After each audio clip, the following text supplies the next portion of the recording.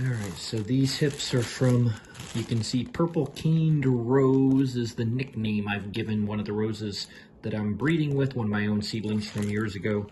I'm still trying to breed with as a seed parent, but you can notice there's different color shading depending on the age of the hips that are in here. There are even some that have already turned brown. Those can still be okay, sometimes not, but sometimes they can be, so I'll go ahead and cut it open along with the others and see what the seeds are like. But let me at least show you one of these. This is the slow, tedious way to do this, but it's effective, especially if you don't have very many hips. I myself just cut both ends off to make it easier to work with. Being left-handed, I'm probably blocking your view here, but I just split it down both sides and then work my way through. You can see the seeds. This will focus on the seed there. This one I'm using because it has fat hips and fairly fat seeds. And you could have one seed, you could have 40 or 50 or more, depending on what you're using. Most of mine probably have somewhere between 5 and 20 seeds, although I certainly have the extremes as well, especially the lower end of 1 or 2 seeds. But this, you can see what you have to separate from all the fluff inside and dig out the seeds and collect each of the seeds together and then label them. So I'll go through and open all of these and I'll check them in one moment, and I'll show you in a moment how I do that. Alright, so you can see I've got a handful of hips done, a few seeds, not a lot from that handful of hips, but at least some. And I'll show you to check these for viability.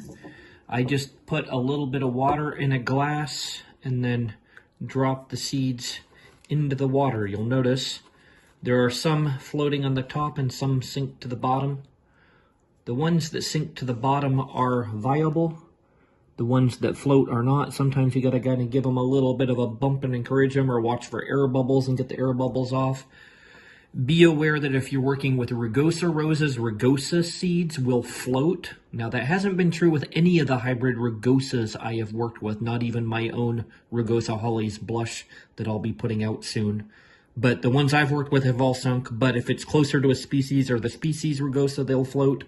Many people just skip this step entirely because if they're viable, they'll germinate, and if not, they won't. I do this step just because I want to have a general idea from each of the crosses and seeds when I'm putting them into storage, kind of where things stand as far as viability or not. Some I'll find a cross has none of the seeds were viable, some are a lot, so I kind of want to track that as well as tracking the percentage later. But this is something you can do if you're interested and want to open a few hips and play with them to collect seeds. You can, or I'll hold this up, you can see that some sink to the bottom, some float on top like this one. And you can either keep all of them, or I just throw away the ones that float and keep the ones that do not in case they have disease or something inside of them. I don't want it to spread while they're in storage. Okay, so in response to a few of the questions that I've received, I decided to show you, these are the seeds. A few of them, you can see I haven't done all the hips, but here's a few of the ones.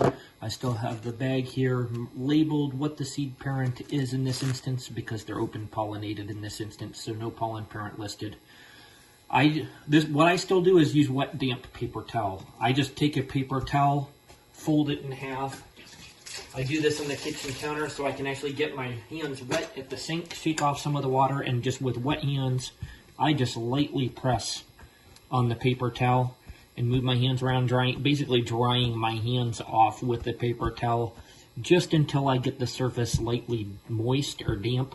The seeds will have some dampness because I had them in water, and then I just spread the seeds out on the damp paper towel, fold it up, and then it will go into the Ziploc, and then I put it in the crisper drawer, the vegetable, fruit, whatever drawer in the refrigerator, and they will go in storage like that for the winter. I'll keep an eye on it because eventually, especially the more wet they are, the sooner they'll develop mold. But if you do it just lightly damp, just enough to keep the rose seeds from drying out, they will last quite a while usually before developing mold. And if they develop mold, then I will just take out the paper towel and replace it with new paper towel and put them back in storage until it's time for germination. This is what I have done simply because this is what I learned when I first started rose breeding, and it's always worked for me, especially when I learned to not make the towels too wet, just lightly damp. Others use different kinds of mediums to store them in that are damp to try to keep from dealing with the mold issues, so you're welcome to research that. But this is what I still do, just because it's worked so well for me in the past.